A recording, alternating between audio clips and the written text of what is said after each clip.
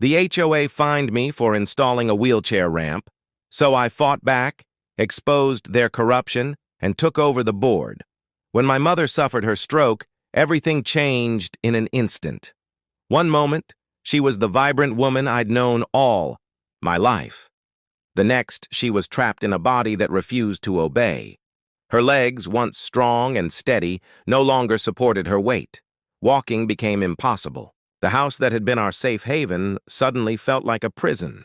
Our front door was a nightmare. 3 concrete steps, unforgiving and treacherous for someone who needed a wheelchair. Every attempt to navigate those stairs risked a fall that could end in disaster. Watching her struggle, I knew what had to be done. A wheelchair ramp. Simple, safe, essential.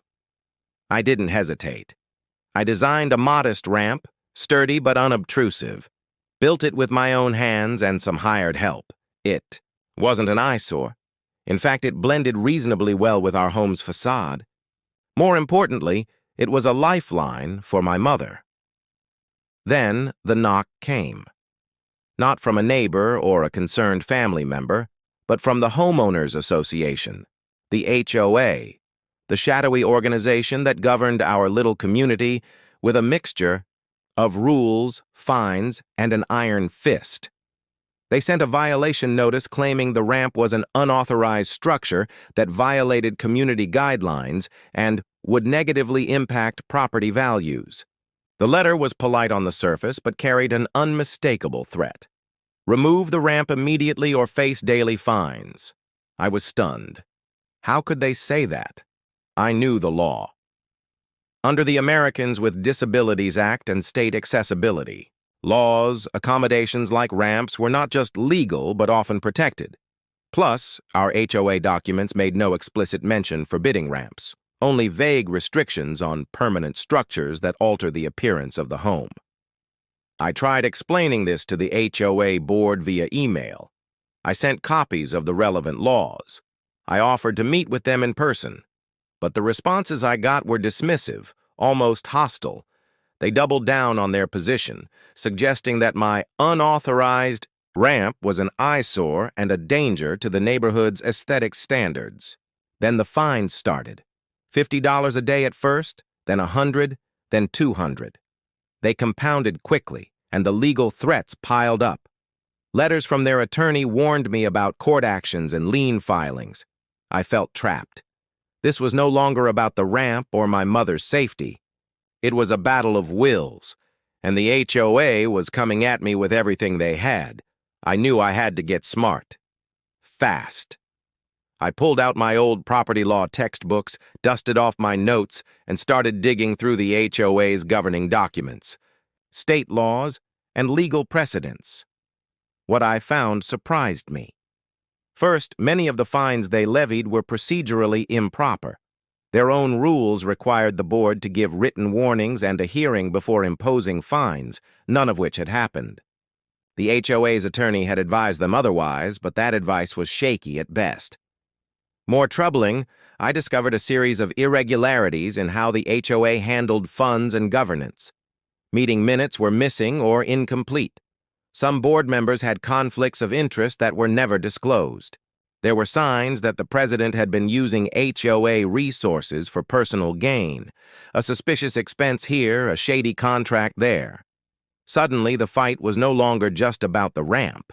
It was about the HOA itself, a small, unaccountable government abusing its power. Armed with knowledge and a plan, I responded formally. I sent a detailed letter to the board, outlining their violations of procedure, citing the ADA and demanding a halt to all fines. I also copied our state's regulatory agency overseeing HOAs. Then I started quietly rallying my neighbors. Many had their own frustrations with the board's heavy-handedness and lack of transparency. Some had faced similar fines or threats over minor landscaping choices or decorations. Together, we formed an informal coalition, gathering signatures and pushing for an official review of the HOA's practices. At the next HOA meeting, the room was packed. I spoke calmly but firmly, laying out the legal facts and the evidence of mismanagement. The president grew visibly uncomfortable. Board members exchanged nervous glances. The meeting erupted in heated debate.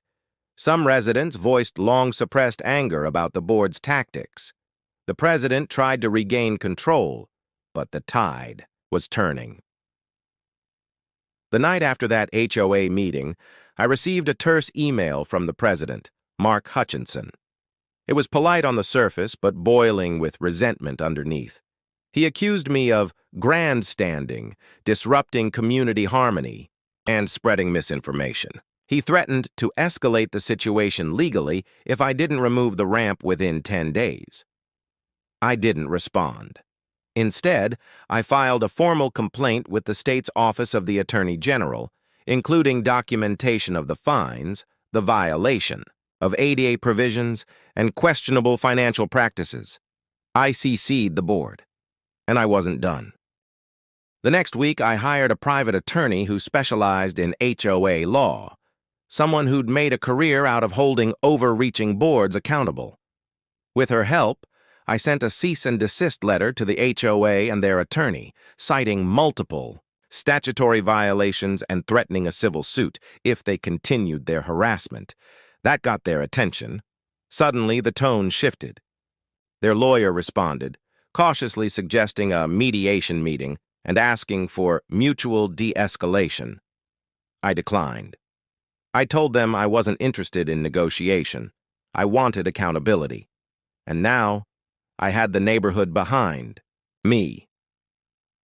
Over the next few weeks, I helped organize a full petition to call a special election to remove and replace the board. According to the HOA bylaws, which very few residents had ever read, if 25% of homeowners signed a petition, a special election could be called to remove any or all board members.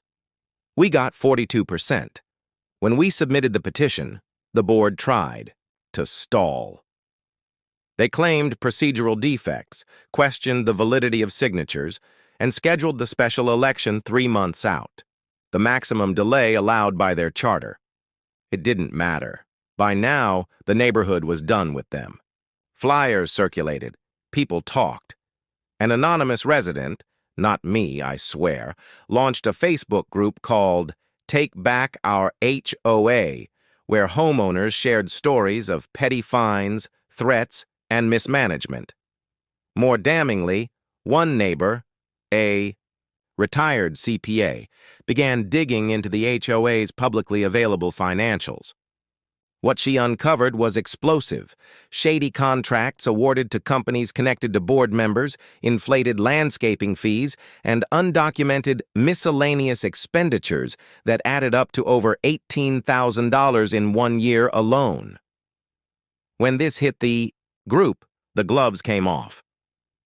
At the next regular HOA meeting held at the local community center, nearly 90 homeowners showed up. Normally, these meetings drew 5 or 6 people. That night, the room buzzed like a courtroom on the verge of a verdict. I stood up and presented the findings: financial mismanagement, ADA violations, abuse of authority, and procedural misconduct. I played an audio clip from a neighbor who'd secretly recorded a board member saying, "We just don't want stuff like ramps making the neighborhood look run down." That clip alone may have sealed their fate. When it ended, the room went quiet. Then someone clapped, then more. And then the dam broke. People shouted for resignations. One woman stood and said, "You fined me $200 for a garden gnome while you're skimming money behind our backs?" Mark, the HOA president, stood up and tried to defend himself. "These are complex issues. We were trying to preserve community. Standards." "You mean preserve your power," someone snapped.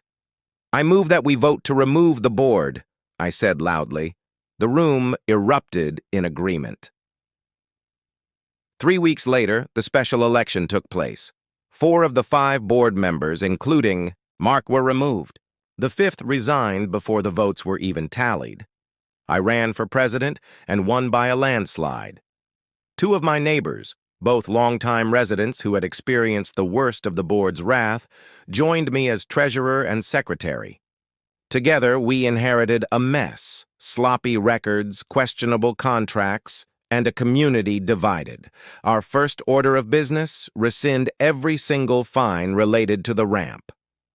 Our second, implement a new accessibility and inclusion policy that guaranteed homeowners the right to install medically necessary modifications without fear of retaliation. We also launched a full audit of HOA finances and rewrote the bylaws to require transparency, public notice of all meetings, and recorded minutes made available online. The most satisfying part? We placed a permanent moratorium on discretionary fines without a homeowner vote, effectively neutering the board's power to abuse residents.